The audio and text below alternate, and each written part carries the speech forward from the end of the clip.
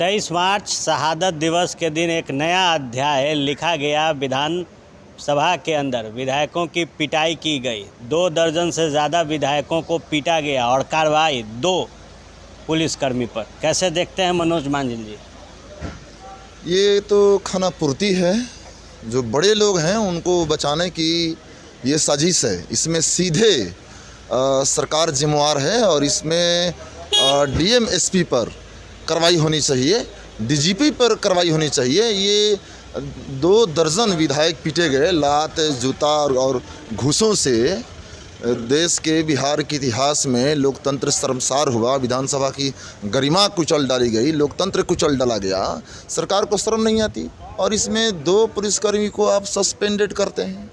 ये तो बिल्कुल जो बड़ी मछली है उसको बचाने की ये साजिश है और ये सरकार लोकतंत्र की गरिमा नहीं बचाना चाहती है, लोकतंत्र की, विधानसभा की गरिमा और प्रतीक्षा की रक्षा नहीं करना चाहती है। 3 महीने का वक्त लग गया एक बड़ा सीसीटीवी फुटेज देखने में।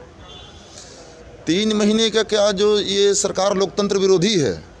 ये सरकार चाहती ही नहीं कि विपक्ष सदन के अंदर जनता की आवाज़ बने, जनता के ज्वलंत सवालों को उठाए और इसीलिए ये सरकार चाहती है कि विपक्ष को पुलिस के ज़रिए, मार्शल के ज़रिए हमेशा जब भी विपक्ष आवाज़ उठाए तो उस पर लात जूतों से पिटाई करो, उसको सदन से बाहर करो, उस पर कार्रवाई करो। इसलिए ये सरकार लोकतंत्र विरोधी है।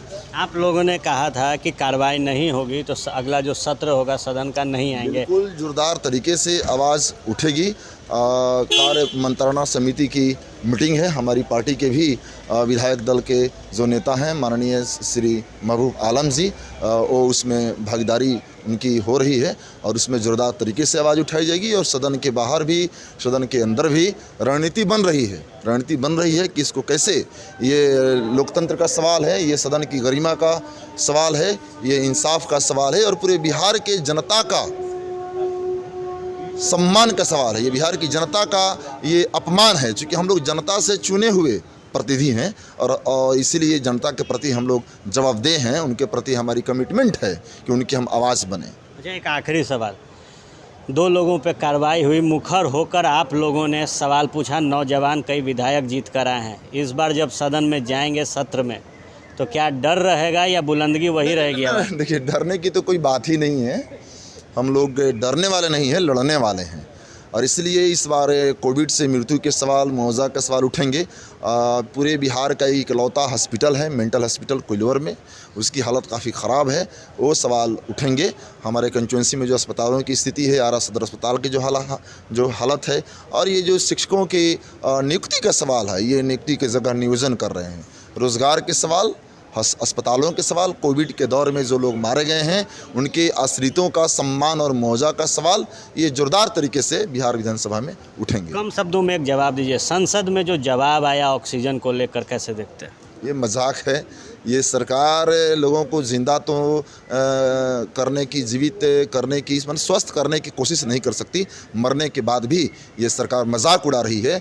बिल्कुल ऑक्सीजन के बिना, अस्पताल में बेड और दवाइयों के बिना पूरे मुल्क में तकरीबन 50 लाख लोग मारे गए हैं और ये सरकार मृतकों का और मृतकों के आश्रितों का और देश का ये सरकार मजाक उड़ा रही है।